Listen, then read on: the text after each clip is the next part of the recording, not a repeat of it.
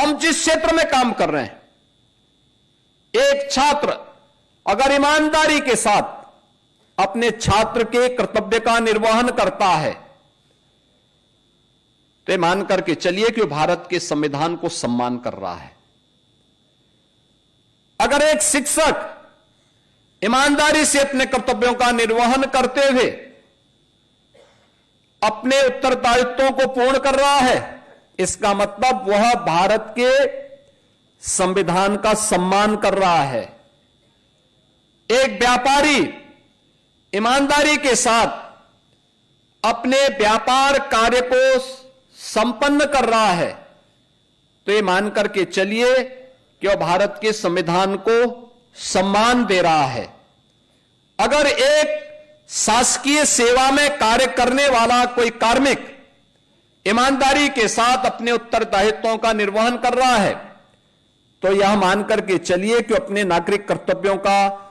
ईमानदारी पूर्वक निर्वहन करते हुए भारत के संविधान के प्रति अपनी सच्ची निष्ठा का ईमानदारी पूर्वक निर्वहन भी कर रहा है।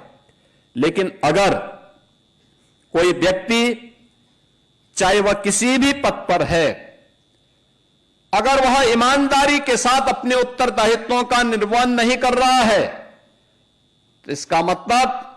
वह भारत के संविधान का अनादर कर रहा है, वह भारत के स्वाधीनता संग्राम सेनानियों का निरादर कर रहा है।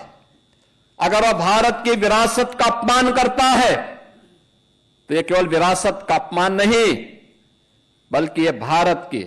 स्वाधीनता संग्राम सेनानियों, उन हुतात्माओं, बलिदानियों का भी अपमान है जिन्होंने अपना सर्वस्व न्यौछावर देश की आजादी के लिए किया था। अगर वह एक यूनिफॉर्मधारी फोर्स का अपमान कर रहा है, उनके विरुद्ध टिप्पणी कर रहा है तो यह अपमान भारत के संविधान का भी अपमान है, यह भारत के स्वाधीनता संग्राम सेनानियों का भी अपमान है, यह भारत की व्यवस्था का भी अपमान है।